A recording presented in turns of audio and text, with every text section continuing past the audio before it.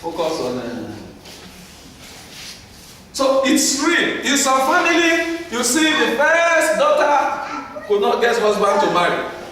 The second one could not get husband to marry. The third one eventually got husband, but just immediately after the honeymoon, the relationship got broken. And there was divorce. So it's a cause. The cause is related to divorce. And it's training every member of the family. You see beautiful girls, very virtuous, and yet no husband is forthcoming. Sometimes men will come so close and they are about to approach. Instead of approaching, they approach their friend. Meanwhile, they are far better. If it is physical beauty they are looking for, they have it. If it is character, they have it. But because there is a curse on the family. So it's important for us to recognize this and check our life and examine, is there anything that is peculiar to our family? What is responsible? You can even find out, you can investigate, and you may get to know. You cannot say, like I stressed yesterday, that because you are born again, it is automatic that the curse will be broken. No. If not, there wouldn't have been any need for Lazarus for instruction to be given that Lazarus should be loosened and let go. Even though he came back to life, he was still bound and he needed to be delivered. Even though it was Jesus that brought him back to life, say, Lazarus, come forth.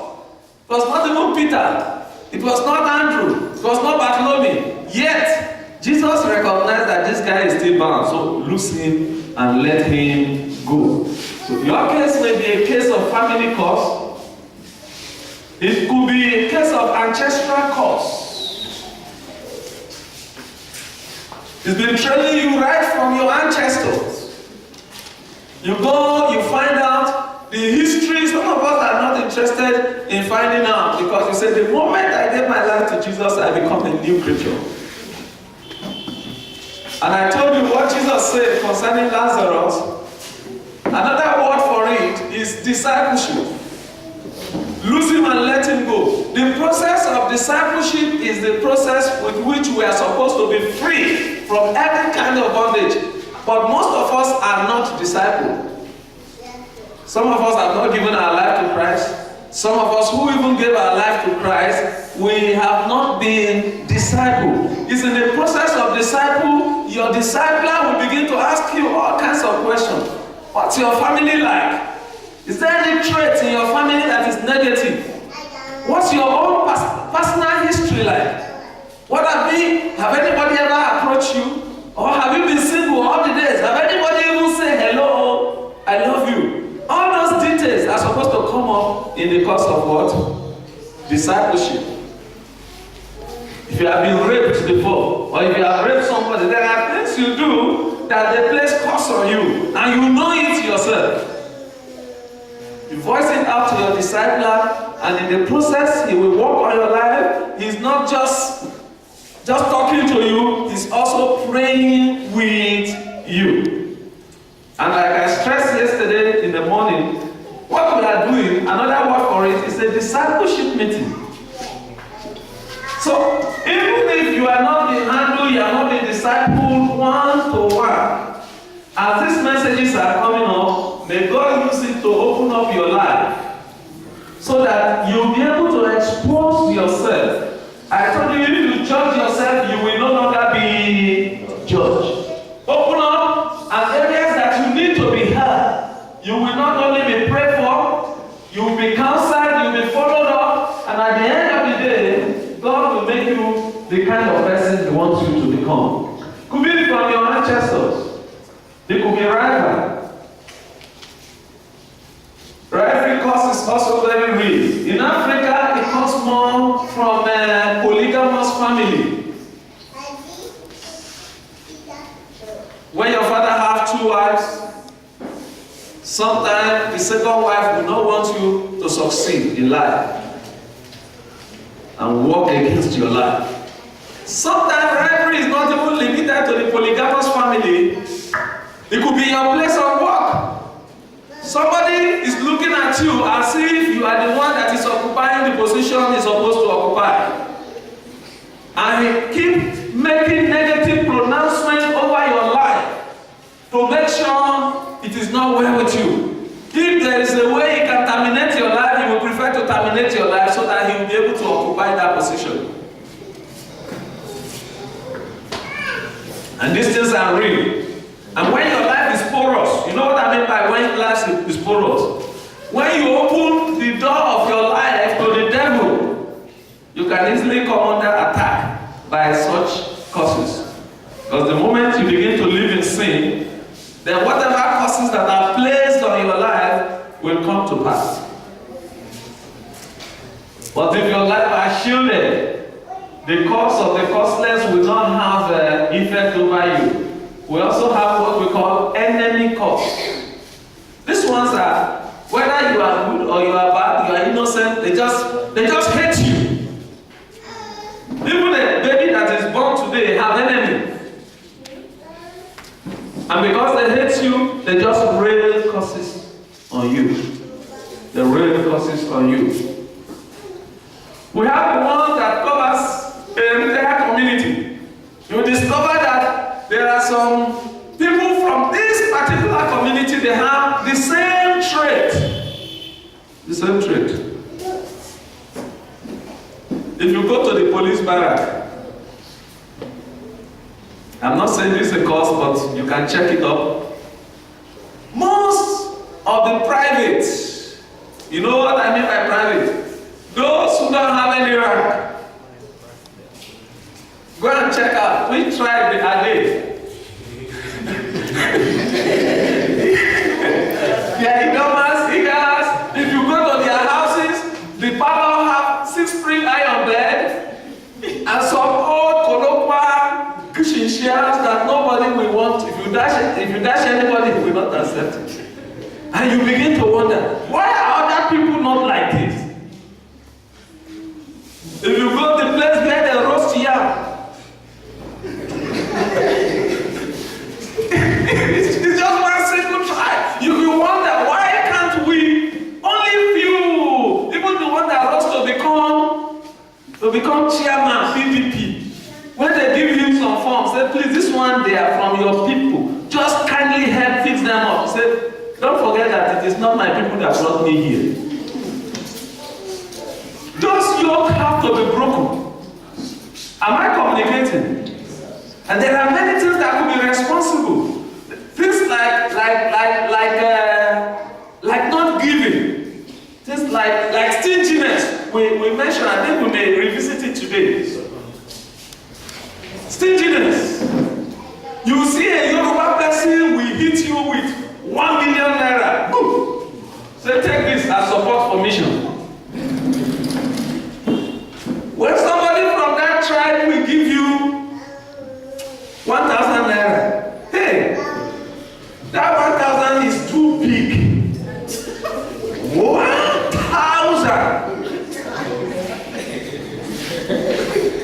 Am I communicating?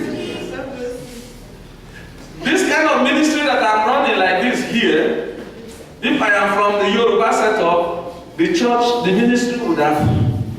And as I'm talking to you now, 90% of the money we spend here comes from the Yorubas. Am I communicating? It's not an insult. As long as we don't break the yoke, it is difficult to have a headway. It's difficult to have a headway. You see, the trait is not just communal, but it's even tribal. It's tribal. And God will deliver us in the name of Jesus. That's some of the things we are raising at the various summits we are holding, the Igala Mission Summit, the Doma Mission Summit, and we talk the truth to ourselves. Because we relate, even a baggy man will invite us and give us a whole property worth over 10 million naira. Say, do you like this? Take it. Baggy man. Baggy man. May God deliver us from evil in Jesus' name. Then a grief party. When two people fight, they raise causes on themselves. Like the other one we're talking about. A particular cause may be the same, maybe family cause and still a grief party. Two persons fight and this one said, there's no member of your family that male child will exceed 45 years old. And the other one said, there's no member of your family that is successful, that is succeeding, that will not go blind. And you know, there's no hospital that will heal those kind of blindness. Because it's not related to medical. It is purely spiritual. We have causes that, this one now is sources, there are causes that are transferred. So that is the source of the cause. It's not because you did anything wrong, it's transferred either from your father or from your great-grandfather.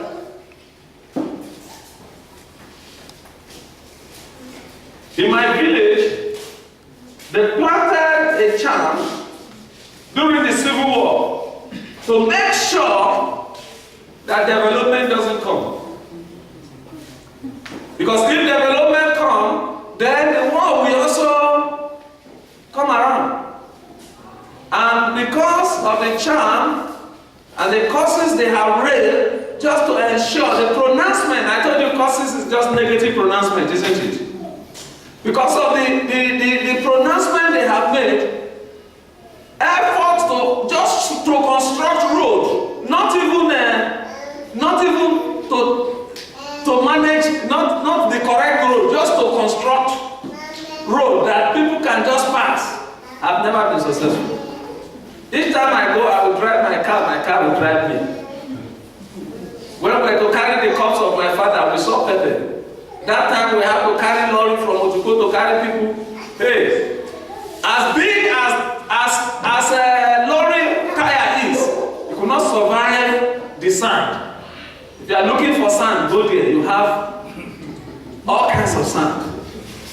Praise the Lord. It's still real, and until the community agree that this cause must be reversed, it must be broken. When there's no road, can there be development?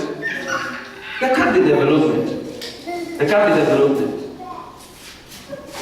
Transferred loss, we saw it from Genesis chapter 9, verse 22 to 27. We don't have time to go through all those details. Again, disobedience is also another source of cause. It's another source of cause. And you see that in Genesis chapter 3, verse 13 to 16. When Adam and Eve disobeyed God, God himself placed curse on humanity. Multiple sorrow. Toiling with little result. All this is as a result of disobedience. And even today, disobedience can be a source of cause. Bloodshed. Genesis chapter 4, verse 9 to 12. We saw Cain killed his brother Abel. And when he killed his brother Abel, what happened? God himself visited Cain and asked Cain, "Oh boy, where's your brother?" He knew the answer before he asked him. Because he's omniscience and omnipresence and omnipotent. Am I communicating? But what did he say? He said, "You give me my brother key." He was talking to God as if he's his classmate. There's no sense of remorse at all. Am I my brother's keeper? And God told him, "No. You will know that you are your brother's keeper. From today, you are going to be fugitive and you are going to be vagabond. And that the blood of your brother, the earth that opened it, that swallowed it, has released curse over your life. And that earth will not prosper, you will not prosper with the earth any longer." That's as a result of bloodshed.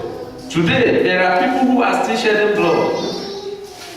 Some even within family circle, you are properly married. But because you think that you have had several children and you don't want to have child again, and your wife takes it, you just feel this one must be aborted. If it is not aborted, say reach here.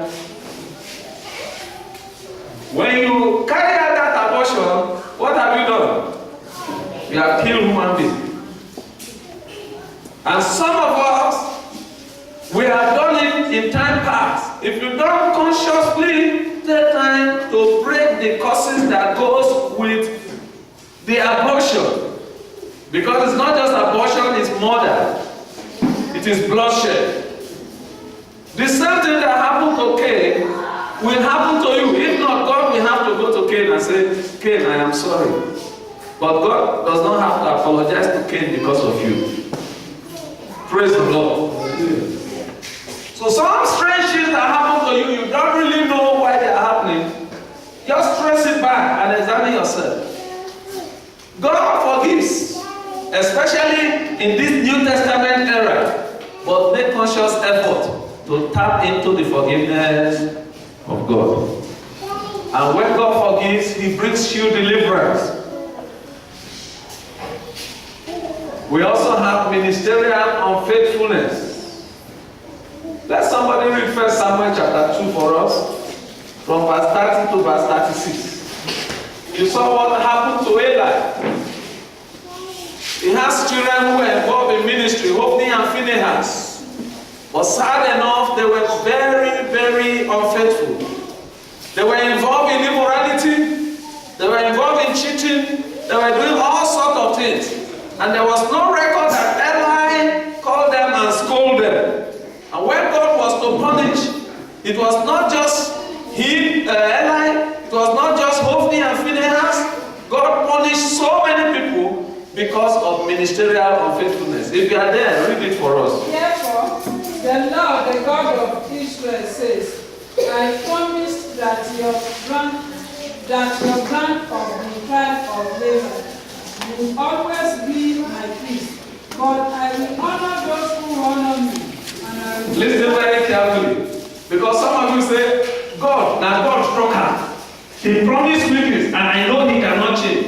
And because He cannot change, you take Him for granted. Let me tell you, God can change His decision. Am I communicating? God told them, He said, I promise you that your branch of the house of Levi will continue to serve as my priest. But because of what you have done, I've changed my mind. Go ahead. And I will despise those who think lightly of me. The time is coming when I will put an end to your family, so it will no longer serve as my priest. All the members of your family will die before their time. Premature death. Go ahead. None will reach old age. None will reach old age. That's heavy. You will walk with envy as I pour out prosperity on the people of Israel. Oh, that's serious. But no members of your family will ever live out their days. Those who survive will live in sadness and grief. Even if you don't die before your time, you are going to live in sadness and grief. For me, it's better for me to die. Praise the Lord. Go ahead. And their children will die a violent death.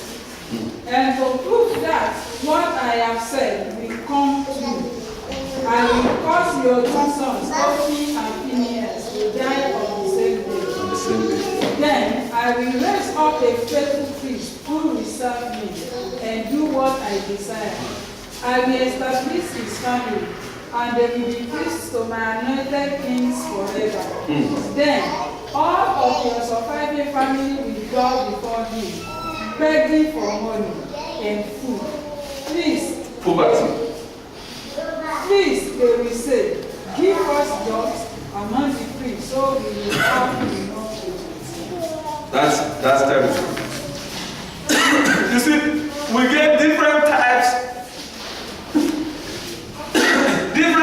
of causes. All these different types of causes are represented in this verse. The lineage type, the ancestral one. See, because of what just few persons did, even the family, the children that were not born, they are going to suffer the consequence. Am I communicating? And see the manifestation is going to come up in the area of premature death, in the area of poverty, sadness, grief, sorrow is terrible.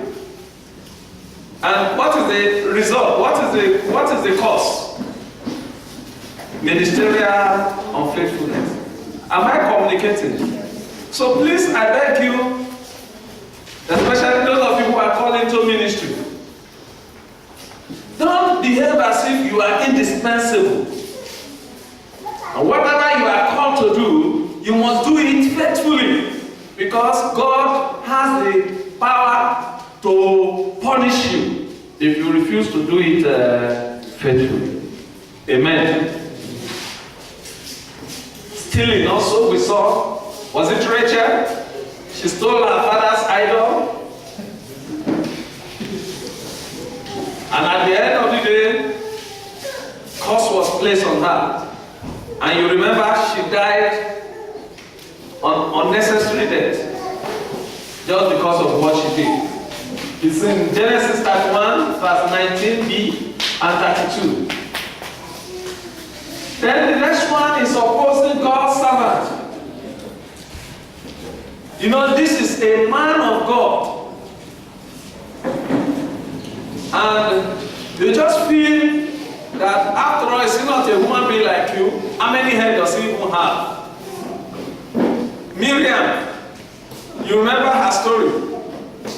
Because of her relationship with Moses, he was looking down on Moses. He said, who are you? He said, who me? I sing better than you. You are a minister, I'm a minister. It's true that you are in charge, but me too, I have my own ministry. He doesn't have regard for Moses. Moses did not fight, he did not quarrel, he did not do anything, but God struck Miriam and her team. Struck Miriam and her team. It was not funny. Then the story of Uzziah in Genesis, in 2 Chronicles chapter 26, from verse 16 to 29, should terrify everybody. He jumped into the altar to go and perform what the priest was supposed to do. The Bible said because he was growing mighty. Don't allow success to enter your head. Am I communicating? Don't misbehave because you are growing mighty. And if you read that 2 Chronicles chapter 26 from 16 to 29, it got to a point that he was struck right on the forehead with what? With leprosy. And the Bible said they had to keep him in a room, only him, until he died. For me, that is imprisonment. It's not just the sickness, but leprosy goes along with so many things, especially in Israel. In Genesis chapter 12, verse 3, God told Abraham, he said, anybody who bless you as a man of God, I am going to do what? Yes. I'm going to bless him. And anybody who curses you, I am going to do what? I'm going to curse the person. And you remember what happened one day when they went to, what was the land? Egypt. No, was it Egypt? No, it wasn't Egypt. Where they sighted the wife, Sarah, and it was so beautiful. And the king, it's Egypt, The king decided to take Abimelech, right? Decided to take his wife. Of course, he too contributed. He said the wife was his sister. Praise the Lord. But in the night, God himself appeared to Abimelech. He said, if you sleep with this woman, you are a goner. And he said, why, sir? It's Abraham's sister. And I feel like marrying her. He said, no, release that guy now. If not, you will die. Thank God, he obeyed. He will have died. So anything can happen to you when you oppose the man of God. This one was even doing it ignorantly. And God came, he didn't want to strike him, he warned him, and was waiting for him to either repent or refuse. Another terrible thing that opened doors of causes of our life is immorality. You notice that so many of these causes that we are seeing, they are not even causes by men. The one that men pronounce, it is easy to run to God to break them. But the one that God himself pronounced on you, I don't know who will break them. And that's why we need to be very, very careful. 2 Peter chapter 2 verse 14 describe who is an adulterer, and Proverbs chapter 6 verse 26. Let somebody read Proverbs 6:26 and verse 32 and verse 33 for us quickly.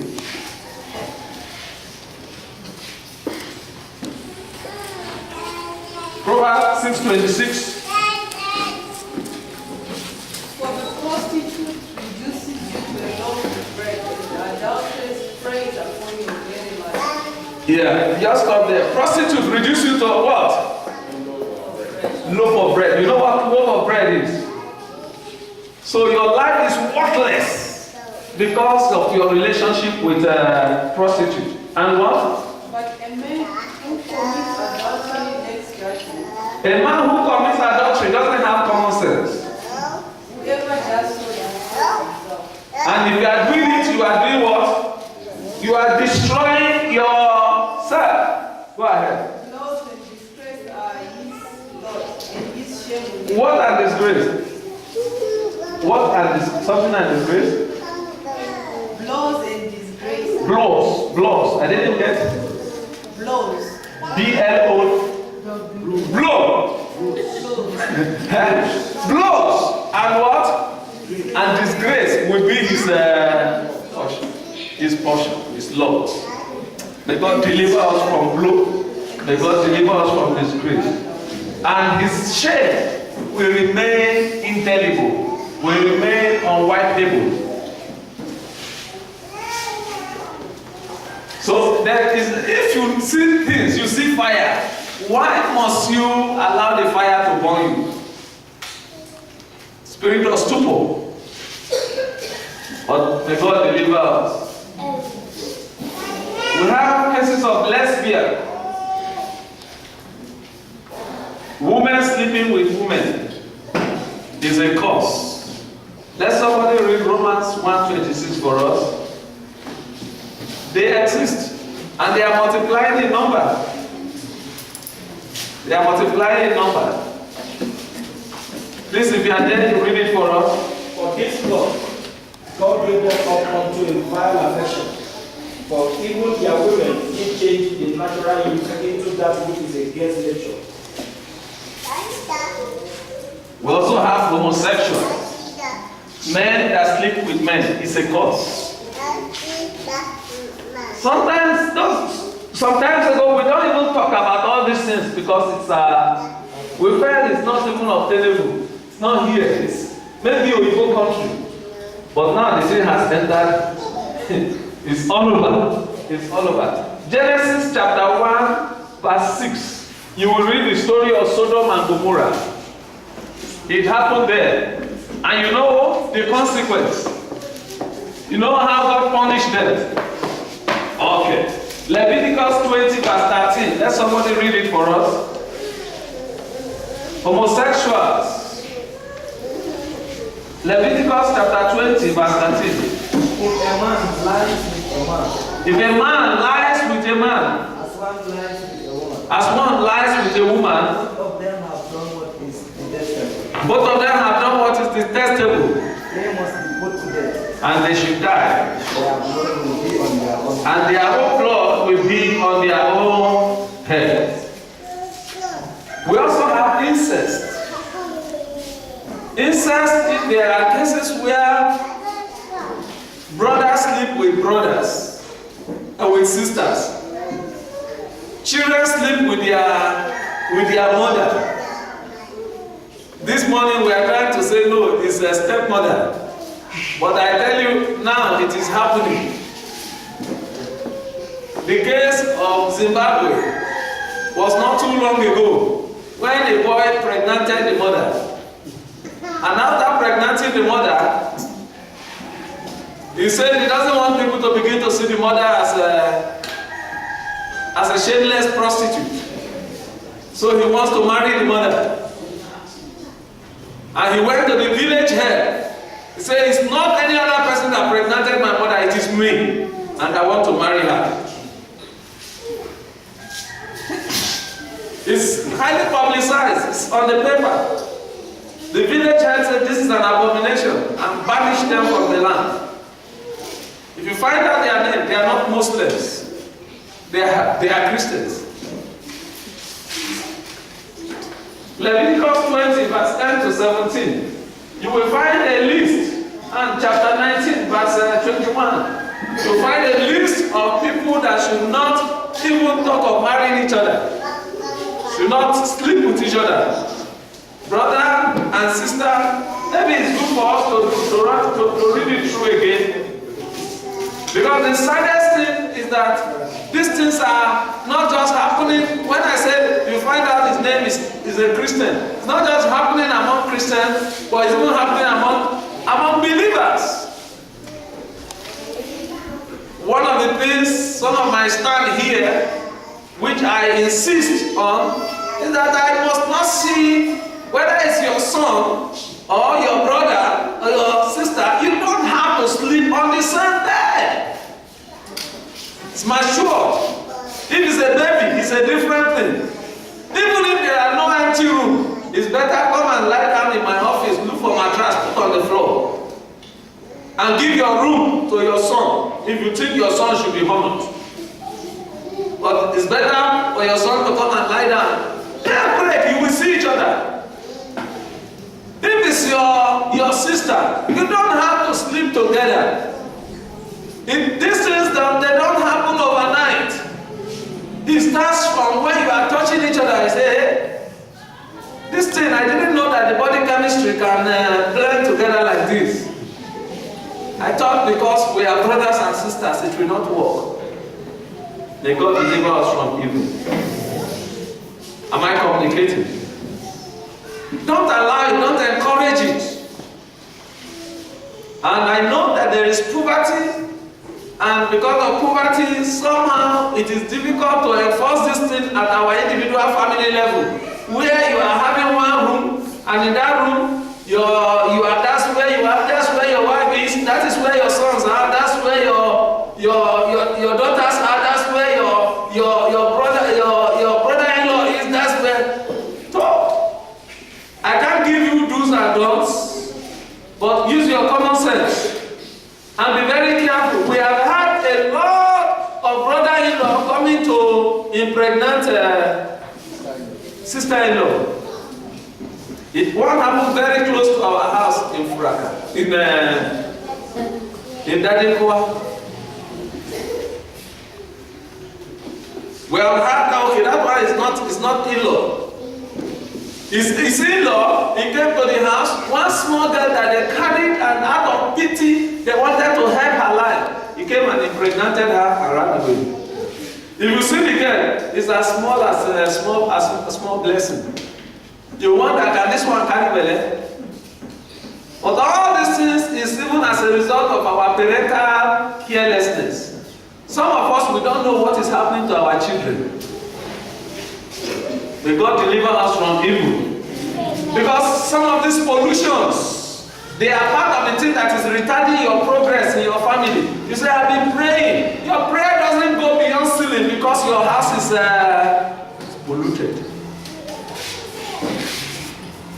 Take time to read it because there's no time to if we have to read all the verses, we may not be able to live here. Document it and then, okay, you've seen it, just read it for us. And the man that committed adultery with another man's wife, even he that committed adultery with his neighbor's wife, the adulterers and the adulteresses shall surely be put to death. And the man that lied with his father's wife has uncovered his father's nakedness. Both of them shall surely be put to death. Their blood shall be upon them. And if a man lie with his daughter-in-law, both of them shall surely be put to death. They have wrought conviction. Their blood shall be upon them. If a man also lie with mankind, and he lied with a woman, both of them have committed an abomination. They shall surely be put to death. Their blood shall be upon them. If a man take a wife and her mother, it is wickedness. They shall be burnt with fire, both they and they, that there be no wickedness among you. If a man lie with a beast, he shall surely be put to death. He shall lay. Okay, you can stop there. You see this boy and this girl, don't let them resemble each other. They are brothers and sisters. They are brothers and sisters. The last verse he read is some beast. Human beings sleeping with animal. I prayed with one young boy some years ago. I still cannot remember whether it was dog or goat he slept with. And something entered his body and started moving up and down. Doctors could not see it. There's no test in the hospital that could help him. I had a meeting in Ghana Rock and he came and met me and he shared it. And I told him, are you ready to repent? Because even if I pray for you now and you are healed, if you go back to it, you will die. And he said he was ready to repent. I ministered to him and God showed mercy. So these things we are talking about, they are real. But the one I read last week was in Zambia, where 3 men took turn over one chicken. And for me, I think it's madness. I publish it on my Facebook and people say Jesus Christ is coming. See, Jesus Christ is coming. Should human beings become insane?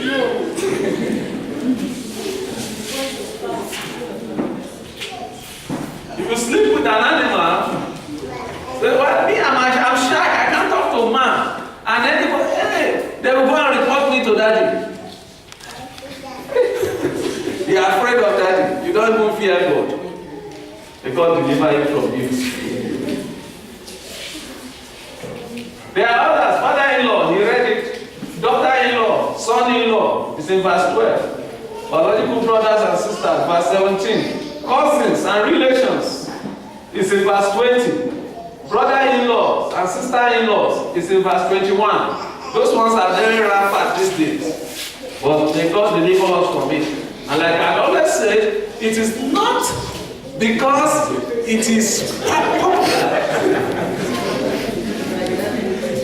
Praise the Lord.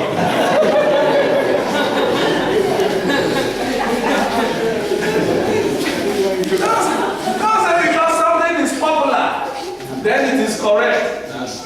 Am I communicating? That everybody is doing it does not mean that it is what? It is correct. Okay, we've talked about ministerial unfaithfulness already, right? Besides immorality, there are other things that generate causes. We have what we call covert sin. In Proverbs chapter 28, verse 13, the Bible says, if you cover your sin, you will not do what? But if you confess your sin and forsake them, you will do what? You will have mercy. So when you are doing things and you are covering it, even when the word of God is coming like this, you decide to just harden your heart. So thank God, nobody even saw me. Even when they saw you and they talk, you still argue. It's a lie. I can swear. You are covering your sin. You cannot make headway in life. Am I communicating? You can't make headway. You can't make headway in life. It is a strategy the devil is using to tie you down so that you will not prosper.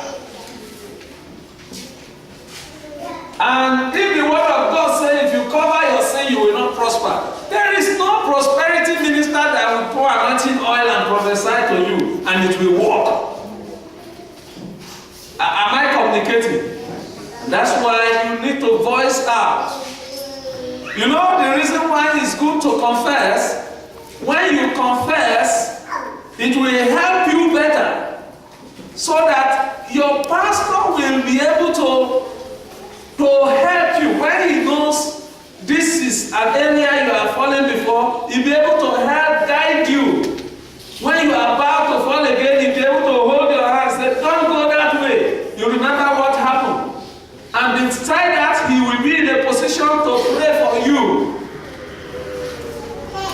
Amen.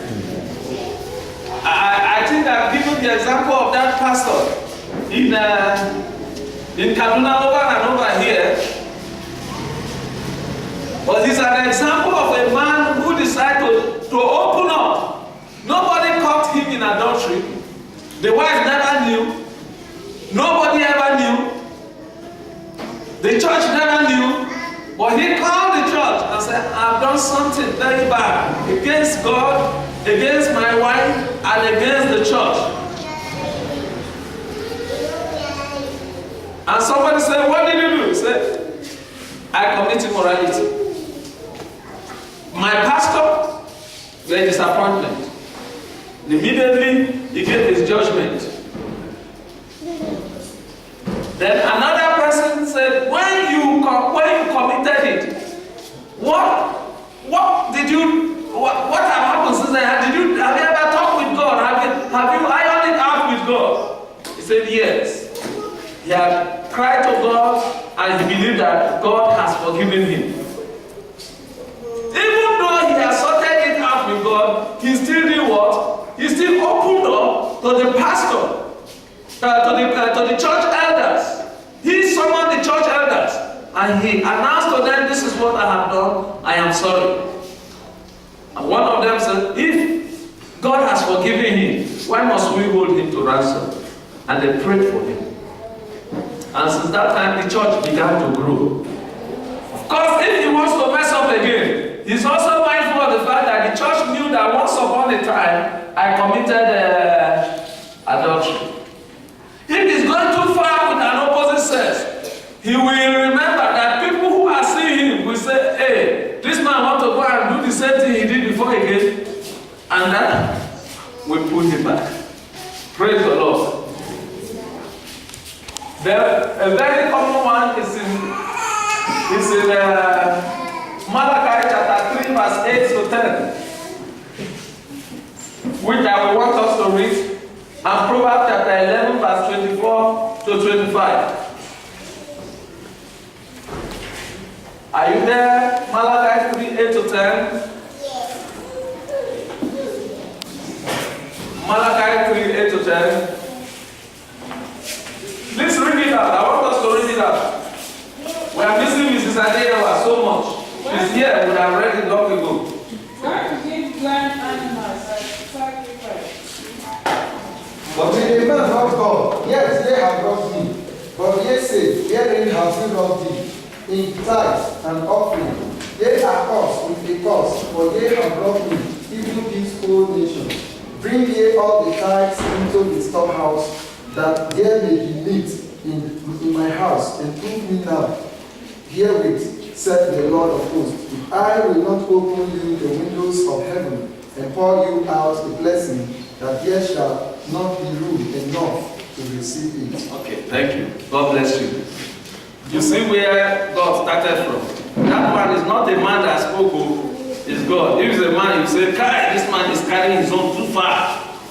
But God said, you are robbing me. And you are questioning me that where did we rob you? What of your tithe and offering? Half, 1/10 of your money does not belong to, of your income does not belong to you. But you robbed me. And because you robbed me, you are what? Say it now. I want you to say it louder. So if God calls you, who will reverse it? A lot of us, we are very good in robbing God because we say God understands.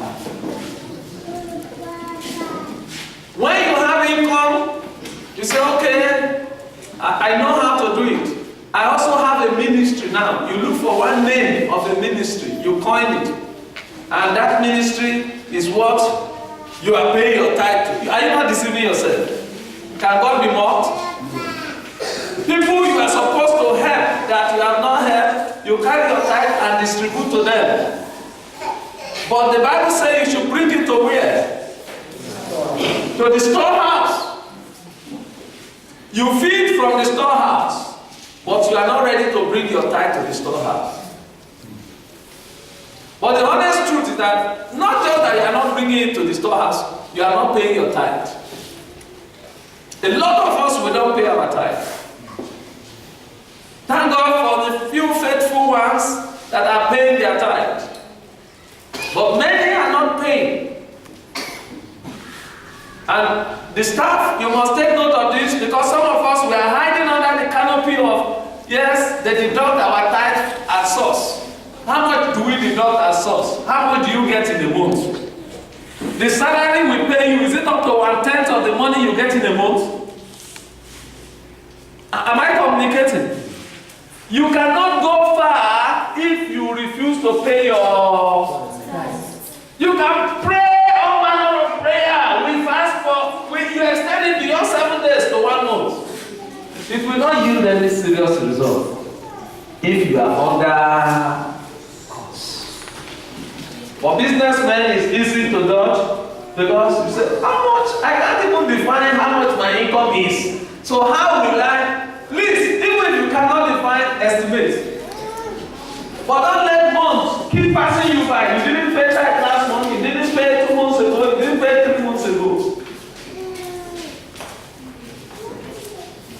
And to help you, don't come and buy, what do you call it? Projector for us with your tithe. Bring your tithe raw. We will know if we need projector. But you say because you are accumulating it, you want to buy a projector and you want to buy a new laptop for daddy. I don't need a new laptop. The laptop I have is okay. When you bring it, we will determine. If you don't have trust and confidence for the church you are attending enough to give your tithe, then it's better to look for another church where you will have trust and confidence for the pastor and for the leadership. Am I communicating this? This is very, very important. Some churches try to help their member by printing tithe card, and they give you the card with your name written on it. And every Sunday you will give the tithe with your name written on it, and they will mark it. But because of the delay upbringing that we have, we can't do that kind of a thing. Not even in the next 20 years, we will not change. That's why on Thursday, since we start this program, we collect offering. We will not collect offering until the normal Sunday offering we collect on Sunday is what we will still collect. Am I communicating? In some churches, if you are not a tither, when you are in trouble, they will not help you. James Robert in El Shaddai, if you go and meet him and you say you need help, he said, let's check the record whether you pay your tithe here. It is where you pay your tithe that you should get your help. Am I communicating? We will not do all those ones. But let the Spirit of God on your inside tell you that if you need to get to your destiny, if you need to maximize your potential, if you need to accomplish your vision, you need the backing from heaven. You don't need to be under a curse, because curse will hinder you backward. It will hinder you from getting to where you are supposed to get to. So take note of that. Proverbs 11:24-25. Another person, Proverbs 28:27. Another person, Proverbs 21.